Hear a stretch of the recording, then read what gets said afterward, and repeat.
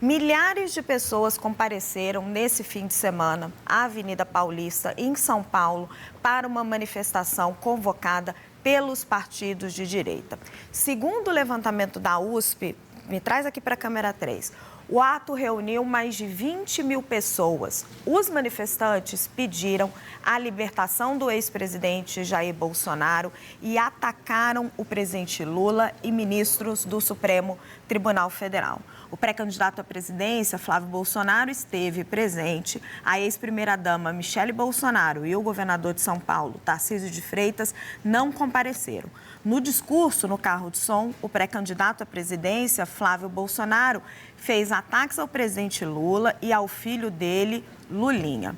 Hoje, o vereador de Belo Horizonte, Pedro Rousseff, do PT, acionou a Procuradoria-Geral da República para investigar Flávio Bolsonaro por uma suposta propaganda eleitoral antecipada do ato.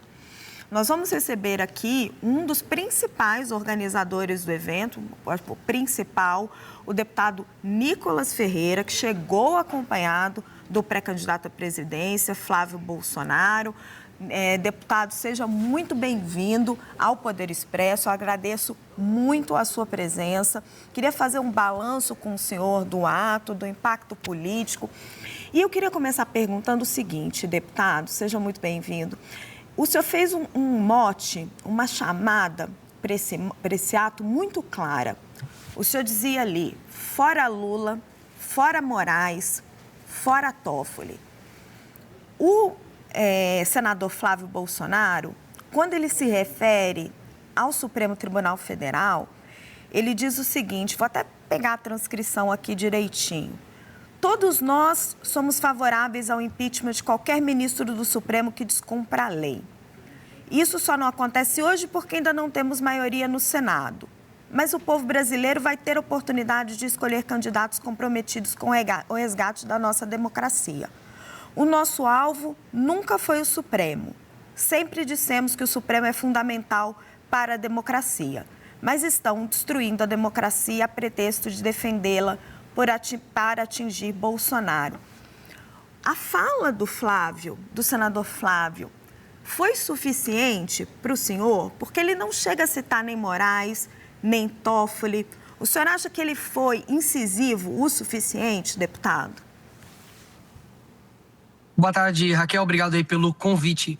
Eu acredito que a fala do Flávio, ele vai de respeito que nós não estamos indo contrário à instituição Supremo Tribunal Federal. Nós não queremos, obviamente, acabar com a instituição Supremo Tribunal Federal. Assim bem como a gente não quer acabar com o Executivo quando a gente fala mal do Lula. Quando eu cobro Davi Alcolumbre, eu não estou querendo acabar com o Congresso Nacional. Então, foi isso que eu entendi, pude traduzir da fala dele. Ali cada um, obviamente, estava numa posição, ele está numa posição de pré-candidato à presidência da República. A gente sabe como funciona, né, o jogo desproporcional entre direita e esquerda. A esquerda, juntamente com o PT, pode fazer um desfile, com praticamente uma campanha antecipada para o Lula, e nada vai acontecer. Se o Flávio ali fala algo, né, a respeito do principal ativo ali no STF, que é o Alexandre de Moraes, que colocou o pai dele, né, na cadeia por um golpe que nunca existiu, o que neste momento agora, né, isso pode contribuir ou não. Então foi uma escolha dele, né, de, digamos assim, falar a respeito desse tema e não envolver alguns outros temas. E eu, enfim, respeito a fala ali de cada um. Eu falei a respeito do fora Moraes, do fora Lula, do fora Toffoli. Disse que, inclusive, né, o destino final de Lula e Moraes, para mim, é a cadeia, e é o destino de qualquer um, né, que está envolvido em escândalo ou de corrupção ou de crimes, né? Então, eu acredito que cada um ali, enfim, cumpriu o seu papel, e não sou eu que vou ser avalista daquilo que uma pessoa falou ou não. Acho que cada um tem liberdade de falar o que quiser. Diferentemente da esquerda, a gente acredita que cada um tem a liberdade, né, de colocar ali as suas opiniões de acordo com o momento que esteja vivendo. Mas o que o senhor está dizendo é que se o Flávio Bolsonaro tivesse falado diretamente sobre o Moraes ou sobre o Toffoli, na sua avaliação, ele corria riscos na candidatura, de ter a candidatura impugnada ou algo assim? Olha, da última vez que o Jair Bolsonaro foi colocado ali, né, no celular do Flávio para poder falar numa manifestação, o Alexandre de Moraes usou isso para poder prender o Jair Bolsonaro, né? Eu também mostrei o Jair assim numa manifestação, ele não falou nada. Me lembro inclusive que eu disse assim, olha, ele não pode vir aqui, mas ele pode ver, né, o que está acontecendo. E ainda assim eles utilizaram isso como justificativo para poder aplicar domiciliar no presidente Bolsonaro. Então a gente sabe, né, que qualquer coisa que pessoas na posição dele fale e que possa, enfim, soar, ter um tom ali no calor do momento, que possa soar como um ataque ao Estado Democrático de Direito, pode colocar ele ali em maiores lençóis. E a gente sabe que nós estamos numa guerra completamente assimétrica. O PT pede a derrubada das minhas redes, o PT pede inexigibilidade dos nossos candidatos e, enfim, a gente sabe que o poder está na mão deles. Então, assim, tem que perguntar realmente para o Flávio, né? Eu só estou fazendo aqui uma leitura daquilo que eu acho, mas pode ter um outro argumento e aí é ele que tem que falar para a gente. Os governistas estão argumentando que a manifestação pode ter sido uma espécie de propaganda antecipada da candidatura do Flávio Bolsonaro, já que ele estava lá em cima do carro de som, discursando para toda aquela gente. Deputado, como é que o senhor responde a isso? Os caras fizeram um desfile de carnaval cantando Lula lá, com a presença do presidente da República, da primeira-dama. Depois o artista lá, o Paulo, fala que a própria Janja que escolheu ele para poder encenar o Lula, televisionado, né, pela Globo, apoiado, né, pelos artistas, apoiado por uma parte, né, aí da grande mídia, e eles querem falar que uma manifestação, você não pode citar ali o pai dele que está preso injustamente, tá de sacanagem, né? Então ali a gente se ateve a uma manifestação, e uma manifestação você sim fala aquilo que você desejar. E não é porque está falando mal do Lula que você está fazendo campanha, né, para o Flávio. E mesmo que se você, obviamente, né, estivesse lhe dando um apoio para o Flávio no sentido de, olha, acredito que você seja precisa, né, ter uma missão de ajudar o Brasil, ou de algumas falas que outras pessoas fizeram, qual é o problema disso? Né? Ninguém ali pediu voto, hora nenhuma ali ninguém falou número de nada.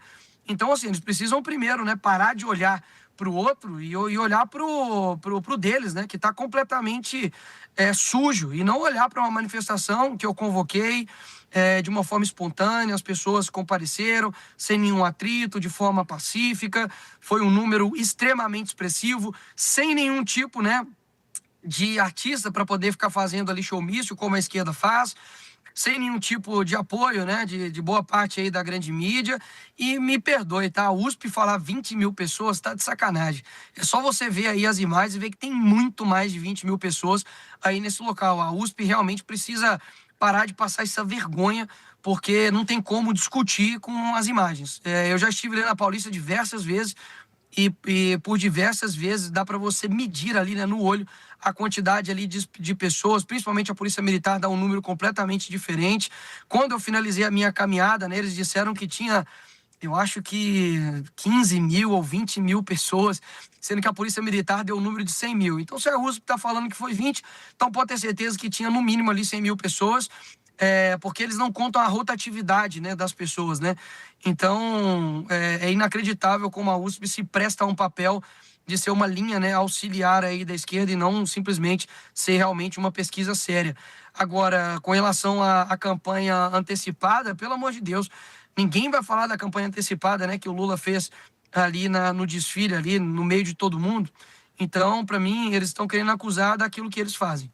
Deputado, eu vou chamar os nossos analistas para participar também dessa conversa. A gente pode também discutir esses números. Primeiro, a Natália Fruê. Oi, Natália.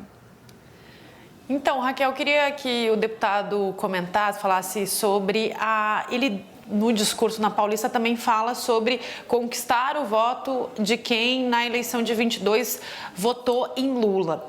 As pesquisas mostram que o eleitor que vai decidir a eleição polarizada é o eleitor de centro, que não gosta de discurso radicalizado. O senhor acredita que isso é possível diante de... A gente sabe que o senhor se elege numa plataforma de mais indo ao encontro dessa demanda demanda mais radical. Como conquistar esse voto daquele eleitor que não quer a radicalização, deputado? 1,5 milhão de pessoas em Minas são radicais? Porque é isso que eu tive de votos. Eu discordo bastante de que eu estou no espectro radical. Para mim, radical é quem quer matar uma criança dentro do ventre. Para mim, radical é quem vota contrário a aumentar a pena para crime hediondo, como o PT e o PSOL faz. Para mim, radical é aquele que não quer que tenha segurança nas escolas, como a esquerda votou contrário. Para mim, radical é quem rouba os velhos do INSS. Para mim, radical é quem realmente recebe um narcotraficante como o Nicolás Maduro aqui no Brasil, ou tem movimentos terroristas na sua base, como o MST. Então, de forma alguma, me considero radical e muito menos os meus eleitores. Eu acredito que, inclusive, diversas pessoas que votaram no PT votaram em mim. Lá em Minas Gerais, eu fui o deputado mais votado do estado e quem ganhou lá foi o Lula. E depois do primeiro turno, inclusive, várias pessoas falaram comigo, né? Eu falei, olha, vamos virar o jogo. Ele falou, mas é porque eu votei no Lula. Então, eu acho que eu consigo, né, diferentemente de muitos, inclusive da parte da esquerda e alguns também da direita, eu acredito que eu consigo alcançar boa parte das pessoas, porque, primeiro, né, eu não tenho crescido, né, somente nos números em rede social, mas principalmente, né, na influência. A gente convocou a manifestação na Acorda Brasil, a caminhada também foi um ato político extremamente significativo e histórico, e ninguém faz isso somente por um lado radical. Então eu vejo que eu tenho sim um papel de alcançar essas outras pessoas.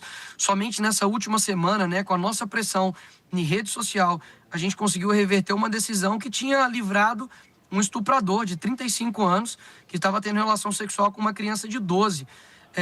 E isso foi pressionado e depois o juiz reverteu essa decisão.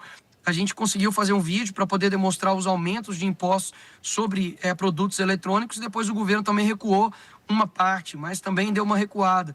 O meu vídeo do Pix ano passado deu 355 milhões de visualizações e eu não tenho dúvidas que não foram só pessoas de, digamos, direita ou bolsonaristas que apoiaram essa causa. Pelo contrário, as pessoas se uniram e também o governo recuou. Então eu acho que eu consigo alcançar essas outras pessoas. Tenho feito isso com vários demais temas e eu desafio, né, qualquer deputado aí de esquerda, né, que é engraçado, né, que nunca existe extrema esquerda, né, só existe extrema direita, né, de chamar qualquer um deles aí para poder levantar, né, por exemplo, uma vaquinha. Eu levantei pela do Zona da Mata, né, que bateu 5,5 milhões de reais para ver se talvez eu não seja tão extremista assim, né, ou radical. Pelo contrário, eu tenho conseguido fazer um papel mesmo com todos os radicais querendo cortar a minha cabeça, derrubar minhas redes sociais. Nunca pedi, por exemplo, para derrubar a rede social de nenhum parlamentar ou de caçar nenhum parlamentar por opinião. Já a galera que muitas das vezes é chamada somente de esquerda, né? Sim, os radicais pedem isso contra mim. Acredito que eu tenho feito esse trabalho, vou continuar fazendo esse trabalho, não somente em prol da direita, em prol do Brasil. A gente precisa unir, não a direita, nós precisamos unir o Brasil e eu tenho feito isso todos os dias. Deputado Basília Rodrigues também tem uma pergunta para o senhor. Oi, deputado, tudo bem? Obrigada por estar aqui no Poder Expresso. Eu gostaria de saber como o senhor recebeu a declaração de Eduardo Bolsonaro, que em entrevista também aqui ao jornal, para a gente no SBT News, disse que o senhor sofre de amnésia, segundo ele, por não manifestar apoio a Flávio Bolsonaro, a campanha à presidência da República. Em uma frase em que ele afirmou nominalmente sobre o senhor e Michele Bolsonaro, ele disse parecer que sofrem de amnésia ao não publicar mais, demonstrar mais apoio ao Flávio Bolsonaro. Ontem, Flávio estava com o senhor nessa manifestação, mas na semana anterior, Eduardo fez essa crítica direta ao senhor. Então, sempre fica aquela dúvida. Qual é o nível de entendimento, de relacionamento do senhor com integrantes da família do ex-presidente Jair Bolsonaro? E estas estocadas, assim, estas alfinetadas, acabam por prejudicar a campanha de Flávio? Olha, a respeito disso eu já me pronunciei, então não vou ficar requentando aqui questões que para mim são irrelevantes. Eu já disse que eu me lembro, né, de muitas coisas e assim como anteriormente eu não respondi e mantive, né, em silêncio, essa vai ser mais uma vez que eu também vou permanecer em silêncio sobre qualquer tipo de ataque. E eu acredito que a gente precisa focar naquilo que cada um é bom, né? Vai ter gente que vai ser bom em alcançar outras pessoas, que vai furar a bolha, e eu me coloco nesse espectro. Vai ter gente que é bom para poder comunicar com o agro, outros com empresários, outros com a parte, né, feminina, outros com a parte, digamos, de trabalhadores, de sindicatos. O outro vai manter a base, postando ali todos os dias, né, o Flávio. Então, assim, eu acho que eu nunca pedi para ninguém ser igual a mim, porque eu acredito que cada um é uma parte desse corpo. Alguns têm dificuldade de compreender isso, acham que somente um estilo, né, de atividade parlamentar que é o ideal e que é o óbvio e que é o que vai demonstrar lealdade, mas alguém precisa trabalhar para poder gerar desaprovação no Lula, né? E eu acho que eu tenho cumprido esse papel muito bem.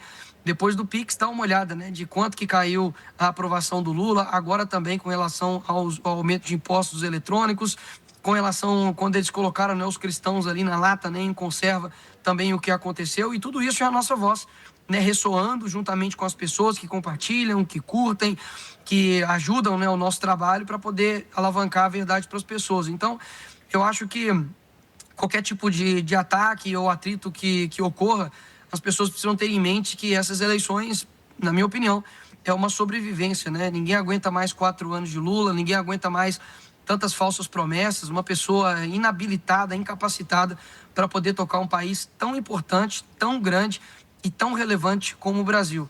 Então, eu realmente ignoro esses ataques, continuo o meu trabalho e acredito que os demais deveriam fazer o mesmo, porque nós temos um inimigo em comum e esse inimigo não está dentro da direita. Deputado, eu não posso encerrar essa entrevista sem falar de Minas Gerais. O senhor estava falando numa resposta anterior da vaquinha que o senhor fez, mas Minas Gerais, a zona da Mata Mineira, o senhor mineiro como eu, e eu sou lá de Juiz de Fora, está destruída, está devastada. Além da vaquinha, como é que está o trabalho lá no Congresso Nacional para tentar ajudar a região?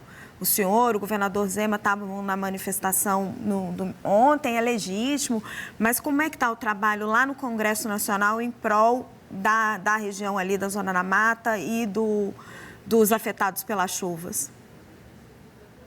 Primeiro que eu não quero colocar além da vaquinha como se a vaquinha fosse somente mais uma coisa, né? Não, porque é a maior... Não foi minha intenção, deputado, não foi. Eu sei, sem problemas. Só deixando claro, né, aí para o telespectador que foi literalmente a maior doação que será feita para a Zona da Mata, né? A gente vai conseguir ali gerar alimento, compra, né, ali que através de um cartão para mais de 5 mil famílias. Se cada uma tiver 4 pessoas, 20 mil pessoas, né, que serão ajudadas. A gente hoje, nós enviamos quase 100 homens para estar ali em Ubá, saíram 5h30 da manhã, retornarão hoje à noite para poder ajudar ali na limpeza daquela cidade. Nós, no domingo, para os manifestantes ali da Praça da Liberdade em Belo Horizonte, eu pedi uma doação, né, de água, de kit de higiene, e levantamos 10 toneladas de doações que já estão descarregadas em Ubá. Recebi os vídeos hoje. E ali no Congresso eu fiz um apelo ao Davi Alcolumbre, não tive nenhum tipo de resposta sobre a PEC 44, de 2023, que trata a respeito de que cada parlamentar, em caso de calamidade pública, como está acontecendo agora em Juiz de Fora, Ubá, Teófilo Otoni, em Janaúba, em Matias Barbosa, na região da Zona da Mata, para que 5% das nossas emendas sejam destinadas de forma imediata. Fiz esse pedido, tentei entrar em contato com o Davi Alcolumbre por intermediário de diversos parlamentares, senadores, não tive nenhuma resposta. Então, o nosso trabalho parlamentar não depende de mim sozinho, né? Aquilo que dependeu de mim sozinho, eu levantei, que extrapola, inclusive, a minha competência como deputado federal, né?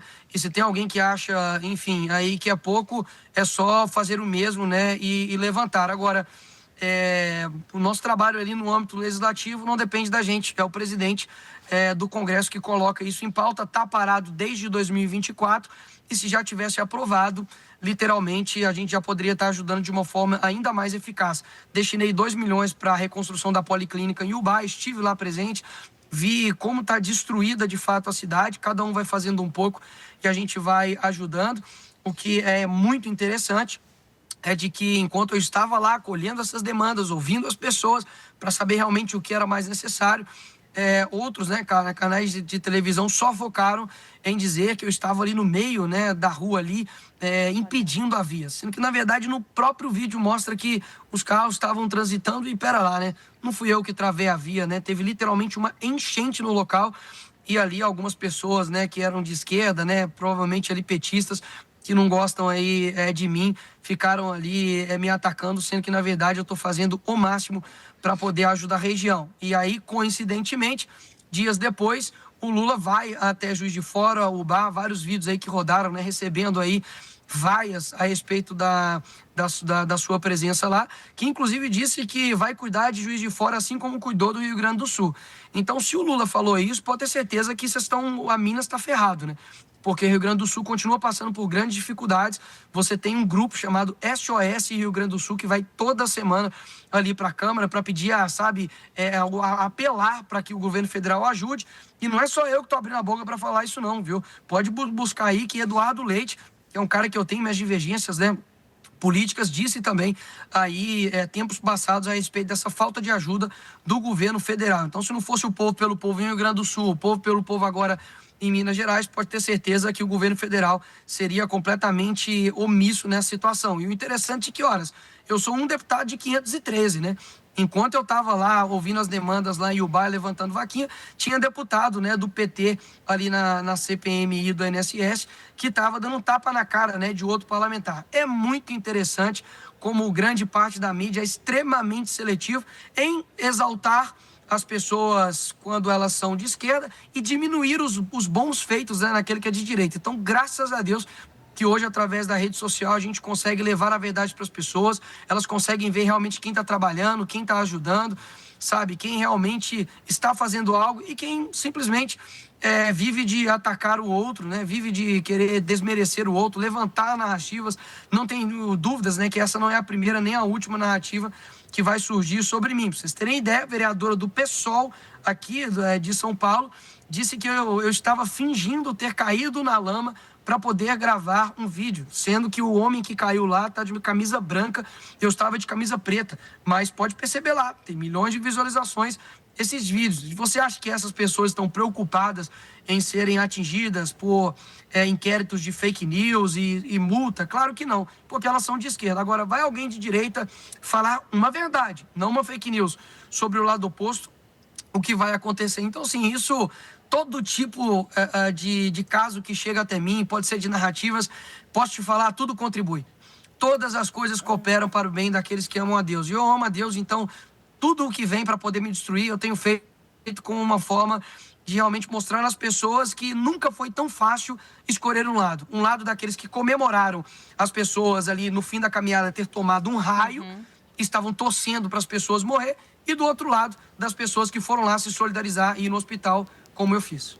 E fica aqui o nosso pedido, né, deputado, por mais doações para Minas, mais ajuda, porque é isso que a gente está precisando por lá.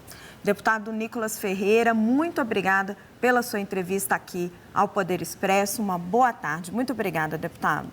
Obrigado, uma boa tarde a todos.